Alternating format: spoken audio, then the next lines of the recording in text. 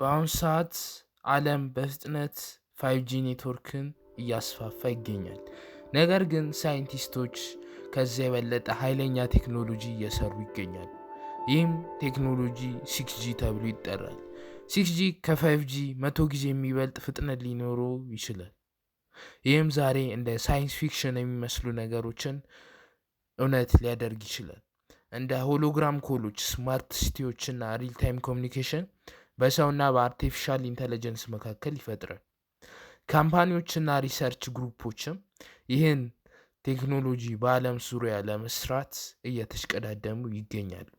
ግን 6G ምን ማለት ነው? ምንስ ሊሰራ ይችላል? የወደፊቱን ቴክኖሎጂ አብረን እንይ። መጀመሪያ ግን 6Gን ለመረዳት በመጀመሪያ የሞባይል ኔትወርክ እንዴት እየተሻሻለ እንደመጣ መመልከት አለብን። መጀመሪያ 1G መጣ። 1G ሲመጣ አናሎግ ቮይስ ሲስተም ይዞልን መጣ። የተጀመረውን በ1980 ሲሆን ሰዎችን ሲምፕል ቮይስ ኮል እንዲያደርጉ ያደረግ ነበር። ከዛ በኋላ 2G መጣ። እሱም ቴክስትና ኤስኤምኤስ ይዞልን የመጣ ሲሆን በ1990 ነው የመጣው። እሱም ዲጂታል ኮሚኒኬሽን እና ቴክስት ሜሴጅን አመጣ። ከዛ በኋላ 3G መጣ። 3G በ2000 የመጣ ሲሆን እሱም በዋነኝነት ሞባይል ኢንተርኔትን ይዞ መጣ እና ብሮዝ ዌብሳይትን ፓሲብል እንዲሆን አድርጓል። ከዛ በኋላ በ2010 4G መጣ። 4G ስትሪሚንግን፣ ሶሻል ሚዲያ እና ቪዲዮ ኮሎችን ፈጣንና ሪሊየብል አድርጓል። እንዲሁም ከዛ በኋላ በ2020 5G መጣ። ፍጥነቱም ተሻሽሎ እና ዲሌውም ቀንሶ ለቴክኖሎጂ እንደ ስማርት ዲቫይሶችና አውቶኖመስ ሲስተምን አመጣ። አሁን ደግሞ ሪሰርቾች ቀጣዩን ስቴፕ ዲቨሎፕ እያደረጉ ይገኛሉ።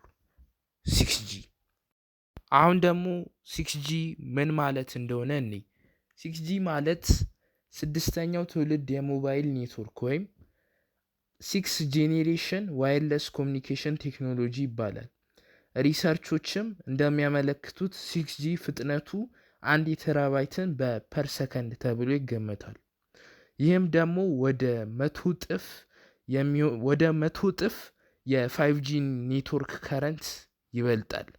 ስለዚህ በዚህ ፍጥነት አስቡት፣ ትልልቅ ሙቪዎችን በሰከንድ ማውረድ እንችላለን። ስለዚህ 6G ላተነሲንም ይቀንሳል። ይህ ማለት ኢንስታንት ኮሚኒኬሽንን በኖድ ላይ ያደርጋል። ስለዚህ አዳዲስ ቴክኖሎጂዎችን ስሙዝሊ በሪል ታይም እንዲሰሩ ያደርጋል።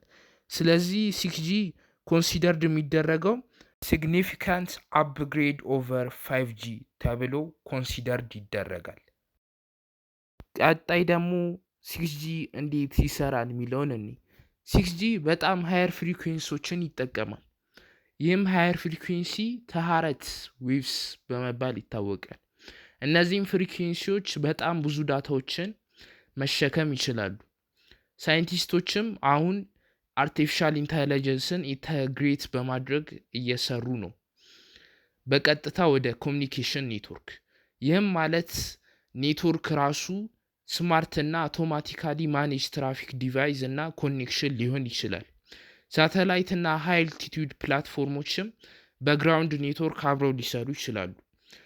ኢንተርኔትም በዓለም ዙሪያ ፕሮቫይድ ማድረግ ነው።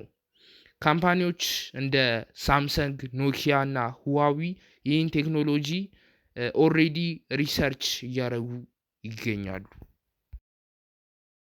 6G ምን ሊያደርግ ይችላል የሚለውን እኔ 6G በአሁኑ ሰዓት ዲፊካልት ወይም ኢምፓሲብል የሆነ ቴክኖሎጂዎችን ያስችላል። አንዱ የሚያስችለን ነገር ቢሆን ሆሎግራፊክ ኮሚኒኬሽን ነው።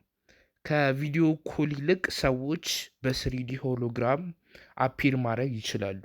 ሌላኛው ደግሞ የሚያስችለን ነገር ፉሊ ኮኔክትድ የሆነ ስማርት ሲቲ፣ ትራፊክ ሲስተም፣ ትራንስፖርቴሽን፣ ሄልዝ ኬር እና ኢንፍራስትራክቸር ኮሚኒኬሽን ኢንስታንትሊ ሌላው የሚያስችለን ነገር ነው።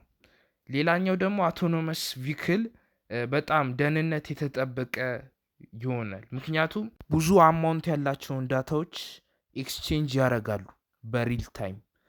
ዶክተሮችም ሪሞት ሰርጀሪን በዜሮ ዲሌይ ፐርፎርም ማድረግ ይችላሉ። 6G ቢሊየንስ ኦፍ ዲቫይስስ በኢንተርኔት ኮኔክት ያደርጋል። ሁሉ ነገሯን የተገናኘ ዓለምን ይፈጥራል። ዘ ቻሌንጅስ ኦፍ 6G ወይም 6G ለመስራት የሚያጋጥሙን ችግሮች 6G ፍጥነቱና ሪሊየብል መሆኑ ደስ የሚያሰኝ ቢሆንም ለመስራት ግን በጣም ከባድ የሆነ ነገር ነው። ምክንያቱም በጣም ቦታ እየራቀ ሲመጣ በጣም ሩቅ መጓዝ አይችልም። ስለዚህ በቀላሉ በግድግዶች በህንጾችና በዝናብም ሁላ ብሎክ ሊደረግ ይችላል። ስለዚህ ሳይንቲስቶች ኒው አንቴና ማቴሪያል እና ኔትወርክ ሲስተምን ዲቨሎፕ እያደረጉ ነው ይሄን ፕሮብሌም ሶልቭ ለማድረግ ማለት ነው። ሌላኛው ቻሌንጅ ደግሞ ኢነርጂ ኮንሰፕሽን ነው። ፊቸር ኢንተርኔት ፓወርፉል መሆን አለበት፣ ግን ደግሞ በዛው ልክ ኢፊሽንት መሆን አለበት። ቱማች ኤሌክትሪሲቲ ዩዚንግ አቮይድ ማድረግ አለበት። ሪሰርቾችም በዓለም ዙሪያ ለቻሌንጆቹ ሶሉሽን እየፈጠሩ ይገኛሉ። 6Gንም ፕራክቲካል ለማድረግ እየሰሩ ነው።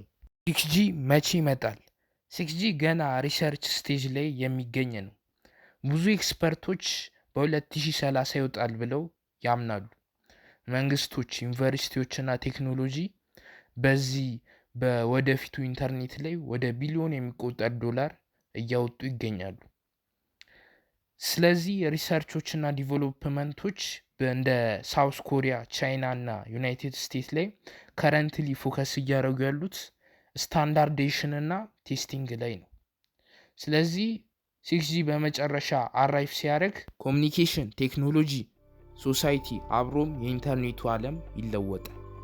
ኢንተርኔት ብዙ ጊዜ ኢቮልቭ አድርጓል። ቀጣዩ ሪቮሉሽን ደግሞ 6G በመንገዱ ላይ ይገኛል።